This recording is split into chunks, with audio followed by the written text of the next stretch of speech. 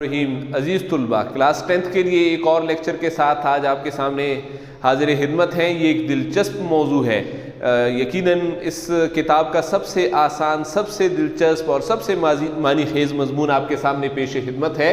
ये मज़मून है अल्लामा इकबाल का तसव्वुर वतनियत। सफ़ा नंबर 22 पर है। ऐसे भी मैंने लिख दिया है 23 और ऐसे लिखा है इसको मैंने 22 और 23 को आज हम पढ़ेंगे। कल हमने सफ़ा नंबर 21 और 22 का कुछ हिस्सा हमने पढ़ा था।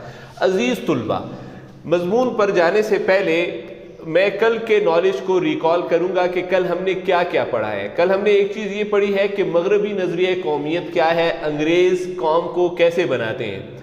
उनके नज़दीक एक नज़रिया होता है कौम को बनाने का। वो नज़रिया क्या होता है कि एक ही रंग, एक ही नस्ल और एक ही ज़ुबान के लोग एक जोग्राफियाई हदूद में आ जाते हैं। ये जोग्राफियाई हदूद है, यानी ये एक मुल्क है, इसमें एक ही नस्ल और एक ही रंग और एक ही ज़ुबान के लोग इकट्ठे हो जाते हैं, इसको अपना वतन बना लेते हैं। इसमें एक ही ज़ुबान, एक ही रंग और एक ही नस्ल के लोग यहाँ पर मौजूद हैं। इनका नज़रिया ये है, इससे एक वतन बन गया और इस वतन में रहने वाले जितने भी लोग होंगे उनको एक कौम कहा जाएगा। और इसी असूल के मुताबिक किसी दूसरी नस्ल, किसी दूसरे रंग और किसी दूसरी ज़ुबान के लोग एक जगह इकट्ठे हो जाएंगे और जब वो एक जगह इकट्ठे हो जाएंगे तो इस सूरत में उनको क्या कहा जाएगा? इस सूरत में इनको एक अलग वतन कहा जाएगा और इस तरह वो एक अलग कौम की हैसियत वहाँ पर इख्तियार कर लेंगे। अजीज़ तुलबा, यहाँ पर आप ये चीज़ देख सकते हैं, ये चीज़ आप देखें कि इन मगरबी नज़रिया कौमियत की बुनियाद में क्या चीज़ है? बुनियाद में रंग, नस्ल और ज़ुबान है।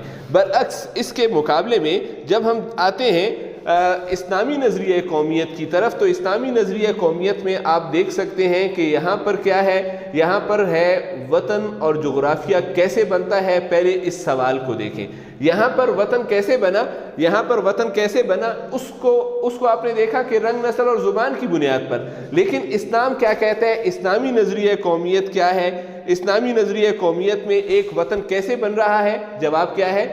किसी नज़रिए की बुनियाद पर। अब तो नज़रिए की बुनियाद पर तो वहाँ भी वतन बन रहा था, यहाँ भी वतन बन रहा है किसी नज़रिए की बुनियाद पर। जैसे मिसाल पाकिस्तान एक नज़रिए की बुनियाद पर है।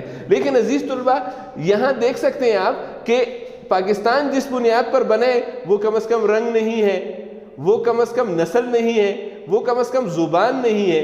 इस बुनियाद पर नहीं बना है। पाकिस्तान इस्लाम की बुनियाद पर बना है, कलमा तय्यबा की बुनियाद पर बना है। अब फ़र्क किस चीज़ का है? फ़र्क पाकिस्तान में और मगरबी नज़रिया कौमियत में फ़र्क इस नज़रिए का है कि हम इस नज़रिए को, जो मगरबी नज़रिया कौमियत है, इसको एक महदूद और छोटी सोच कह सकते हैं, जबकि ये नज़रिया यानी इस्लाम ये एक लामहदूद, एक वसी और बड़ी टर्म है। अजीज़ तुलबा, कल ही के लेक्शन में हमने एक नई चीज़ सीखी है और वो है मिल्लत। यहाँ पर मैं पहले आपको जो चीज़ बताना चाहता हूँ वो है कौम। दुनिया में कौम क्या है?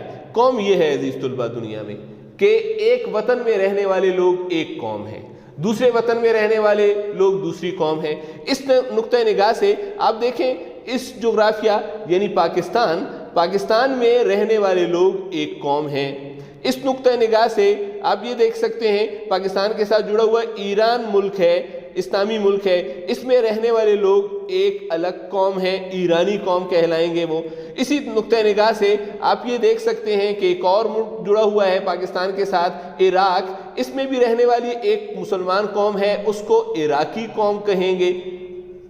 ये तो कौम है। फिर ये मिल्लत का टर्म हमारे पास न्यू है, इस्लाम में नया है। ये चीज़ क्या है? जबकि हमने देख लिया कि पाकिस्तान में रहने वाले पाकिस्तानी कौम, ईरान में रहने वाले ईरानी कौम, सऊदी अरब में रहने वाले अरबी कौम, इंडोनेशिया में रहने वाले इंडोनेशियाई कौम। फिर मिल्लत क्या है? अजीज़ तुलबा देखिए, पूरी दुनिया के मुसलमान इकट्ठे होकर मिल्लत बन जाते हैं। पूरी दुनिया के मुसलमान यानी मुसलमान मजहब, इस्लाम मजहब से ताल्लुक़ रखने वाले लोग, जिसने भी कलमा तय्यबा पढ़ लिया, चाहे वो कहीं भी रहता है, पाकिस्तान में रहता है ایران میں رہتا ہے یا عراق میں رہتا ہے، سعودی عربیہ میں رہتا ہے، کسی انگریز ملک میں رہنے والا مسلمان، ایک ملت، وہ تمام اکٹھے ہو کر ایک ملت بن جاتے ہیں۔ عزیز طلباء، اس ٹرم کو سیکھیے، اس کو سمجھیے۔ اکثر کتابوں میں مسلمان ملت کا ذکر آ جاتا ہے تو مسلمان ملت کا مطلب ہے پوری دنیا کے مسلمان۔ I think it will be clear now۔ ہم اب آج کے ٹاپک کی طرف جاتے ہیں، پیج نمبر 22 پر ہے علامہ اقبال کے ہاں وہ تصور وطنیت جس کا آغاز ان کے ہاں جغرافیائی بنیاد سے ہوا تھا۔ اقبال نے وطن کا آغاز کیا تھا، وطن کی بنیاد پڑی تھی جغرافیائی بنیاد پر۔ جب اقبال نے وطن کی جغرافیائی بنیاد رکھی تھی تو وہ کیا تھا؟ وہ کہتے تھے کہ پورا ہندوستان ایک وطن ہے اور اس میں رہنے والی 3 اقوام، نمبر 1 ہندو، نمبر 2 مسلمان اور نمبر 3 سکھ، یہ ایک قوم کی حیثیت رکھتے ہیں۔ یعنی ہندوستان وطن میں رہنے والی تینوں اقوام ایک قوم بن جائیں گے، یہ اقبال کا نظریہ تھا پہلے، اور جس کی پہلی واضح صورت دھرتی پوجا کے طور پر سامنے آئی تھی۔ اور کیا کرنا ہے؟ واضح صورت کیا کرنی ہے کہ ان تینوں اقوام کو، ہندوؤں کو، مسلمانوں کو اور سکھوں کو دھرتی پوجا کرنا ہے۔ دھرتی پوجا یعنی تینوں کو ہندوستان سے محبت کرنا ہوگی، یہ علامہ اقبال کا نظریہ تھا۔ دھرتی پوجا کے طور پر سامنے آئی، اسے بہت جلد ترک کر کے اقبال نے اس کو بہت جلدی ترک کر دیا۔ آپ دیکھیں، ایک دفعہ پھر میں بتاتا ہوں کہ اقبال کا نظریہ تھا کہ ہندوستان ایک وطن ہے اور اس میں ہندو، مسلم، سکھ ایک قوم ہے اور مل جل کر یہ رہیں گے، یہ اقبال کا نظریہ تھا، اور ان تینوں کو دھرتی پوجا کرنی ہے۔ لیکن اقبال نے اس کو ترک کر دیا، اس کو چھوڑ دیا، اس کو نظر انداز کر دیا۔ اور علامہ اقبال نے اسلام کے ضابطۂ حیات کے حوالے سے کیوں ترک کیا؟ اب یہاں پر کیوں پیدا ہو رہا ہے کہ اقبال نے اس کو کیوں ترک کیا؟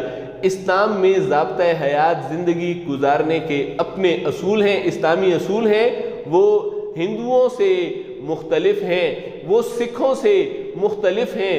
اب کیسے اسلامی زندگی گزارنے والے ہندوؤں اور سکھوں کے ساتھ ایک ہی جغرافیائی بنیاد میں رہ سکتے ہیں؟ یہ جب اقبال کو یہ بات معلوم ہوئی کہ ہمارا ضابطۂ حیات مختلف ہے تو انہوں نے کیا کر دیا؟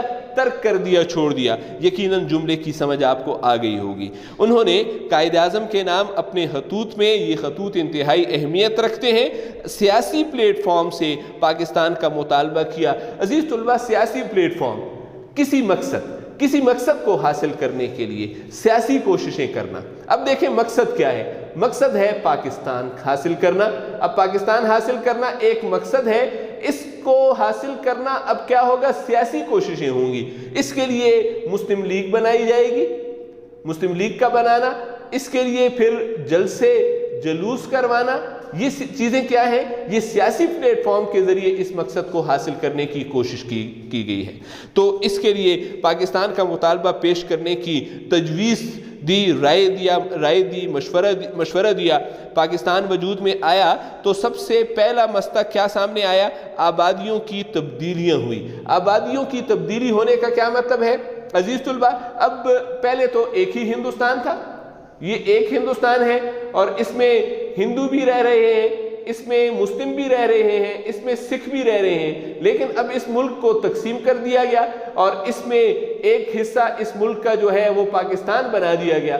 تو یہاں تو مسلمان رہتے تھے اور یہاں بھی مسلمان رہتے تھے، اب کچھ مسلمان وہاں سے ادھر آ رہے ہیں، یہاں رہنے والے ہندو جو ہیں وہ ہندوستان جا رہے ہیں۔ اس کو کہتے ہیں آبادیوں کی تبدیلی، یعنی مسلمانوں کا پاکستان اور ہندوؤں کا ہندوستان جانا، آبادیوں کی تبدیلی ہوئی۔ اور پھر ایک اور مسئلے نے جنم لیا، اور وہ مسئلہ کیا تھا؟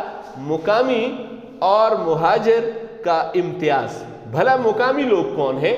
ملک میں مقیم لوگ جو شروع سے رہتے ہیں، جیسے پاکستان کے وہ مسلمان جو پاکستان بننے سے پہلے یہاں رہتے تھے، تو ان کو کیا نام دے دیا گیا؟ وہ یہاں پر شروع سے رہ رہے ہیں، مقامی ہیں۔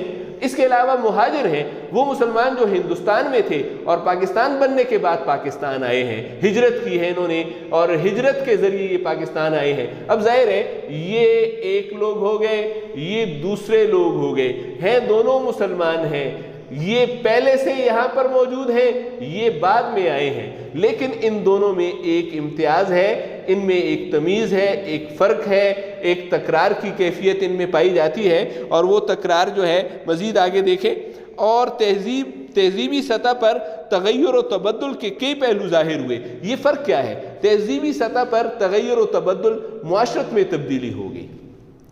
معاشرت میں تبدیلی کیسے ہوگی؟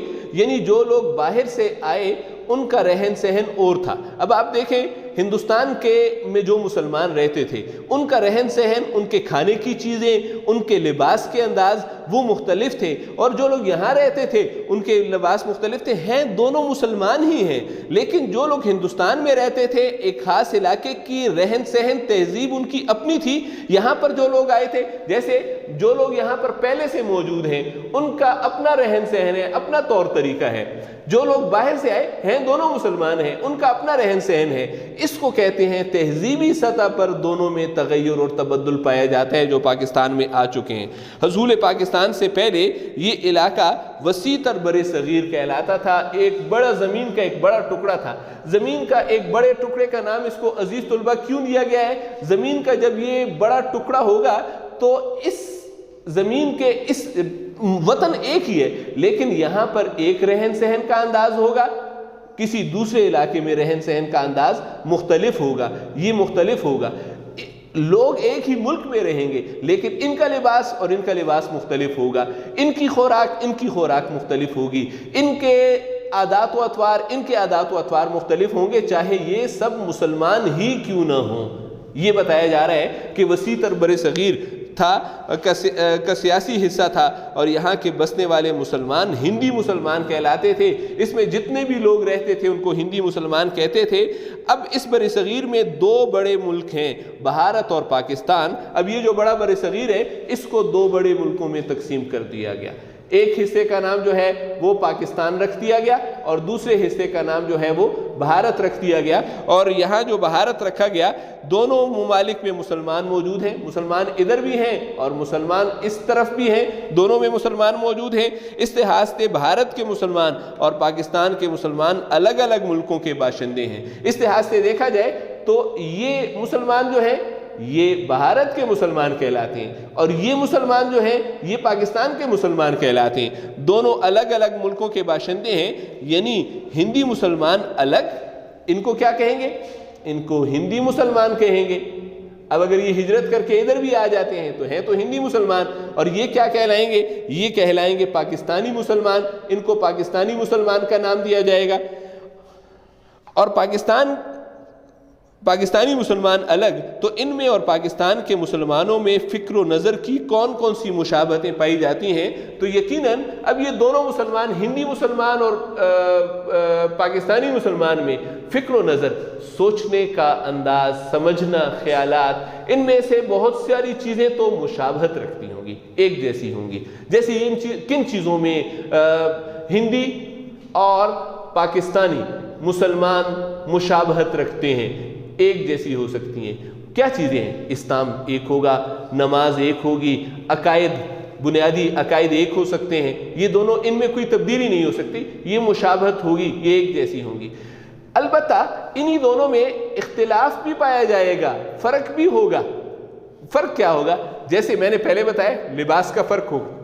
اب ہندوستان میں رہنے والے مسلمان بھی ساڑی کا استعمال کرتے ہیں، لیکن یہاں پر پاکستان میں رہنے والے مسلمان ایسا نہیں کرتے ہیں۔ اس طرح کھانے پینے کی چیزوں میں بڑا فرق ہوگا، وہاں کھانے پینے کی کچھ اور چیزیں ہوں گی، یہاں کھانے پینے کی کچھ اور چیزیں ہوں گی۔ اس کے علاوہ رہن سہن کا فرق ہوگا، مکانات کا فرق ہوگا،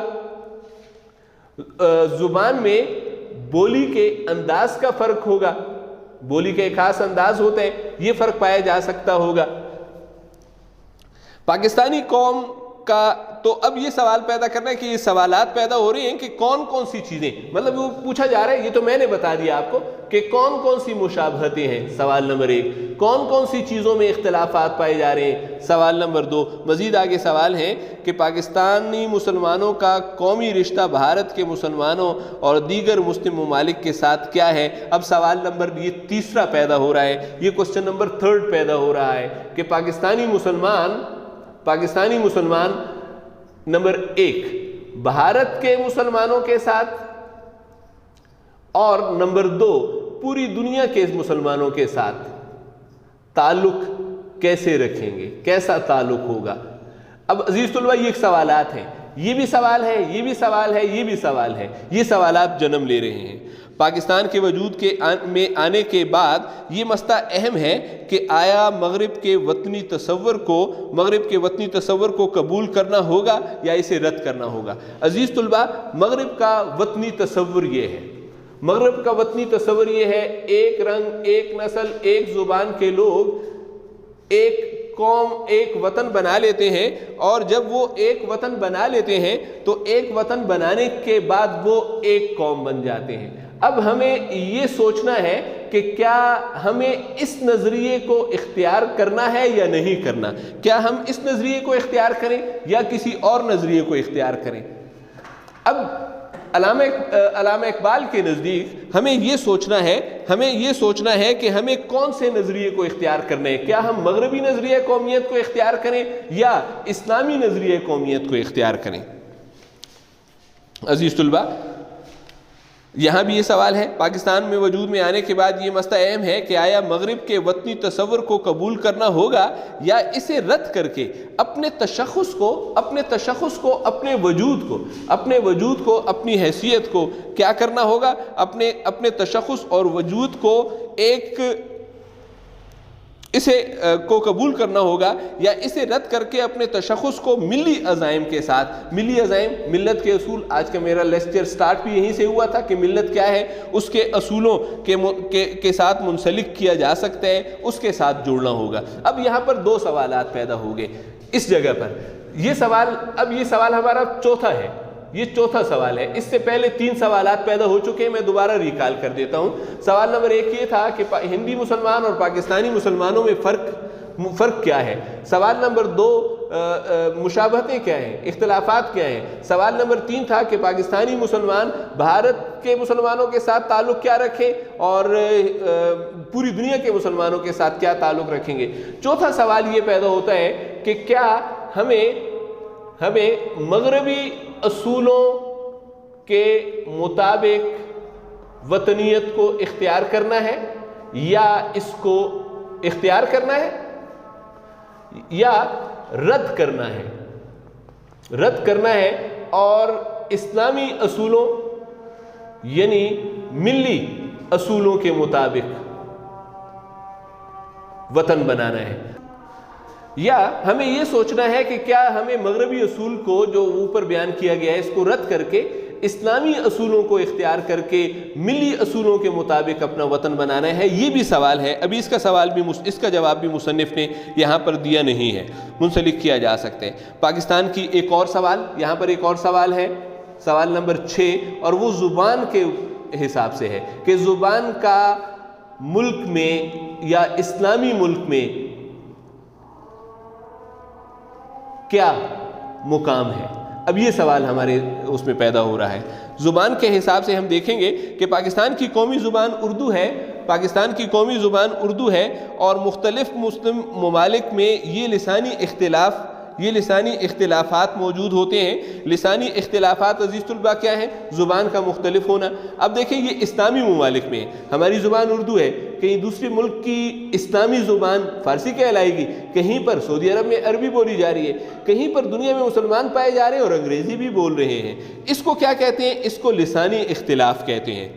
لسانی اختلاف جیسے ایران میں فارسی، آگے پڑھیے آپ بک کو دیکھیے، عرب ممالک میں عربی، پاکستان میں اردو، انڈونیشیا میں انڈونیشیائی زبانیں ملکی اور قومی سطح پر چل رہی ہیں، تو پھر اس بات کی تلاش ضروری ہے کہ مسلمانوں کی تہذیبی زندگی جو مسلمانوں کی ہے، یعنی رہن سہن اور معاشرت جو ہے، اس میں زبانوں کی کیا اہمیت ہے۔ ابھی میں نے 5واں سوال آپ کو بتایا ہے، 6واں سوال ہے، اور زبانوں کے بارے میں 1300 سال یعنی اسلام کے بعد جو دنیا میں اسلام پھیلا ہے، تو اس بات کے 1300 سال گزر چکے ہیں۔ 1300 سالوں میں ان جو 1300 سال ہیں، اس میں زبانوں کی میں مسلمانوں کا رویہ کیا رہا ہے زبان کے معاملے میں۔ ان سوالات کے علاوہ بھی بہت سے سوال سامنے آتے ہیں جن کا صحیح حل یعنی درست جواب نکال لینا۔ یہ جو بے شمار سوالات ہیں، ہماری قومیت کی بنیاد مستوار ہو سکتی ہے جب ہم ان سوالوں کے جتنے بھی 6 سوال یا 7 ہو چکے ہیں، ان سوالات کے اگر درست آنسر نکل آئیں تو اس سے ہماری قومیت کی بنیاد جو ہے وہ استوار ہو سکتی ہے، مضبوط ہو سکتی ہے۔ لیکن اتنے الجھے ہوئے سوالات کا کوئی مختصر سا جواب تو ممکن نہیں۔ ہاں، غور و فکر کے لیے بعض راہیں ضرور متعین کی جا سکتی ہیں۔ عزیز طلبہ، یہاں تک ہمارا لیکچر آج ختم ہوا، یہاں سے آگے سلسلہ بڑھائیں گے اور کل انشاءاللہ مزید نئی معلومات کے ساتھ آپ کے سامنے حاضر خدمت ہوں گے۔ شکریہ، والسلام، خدا حافظ۔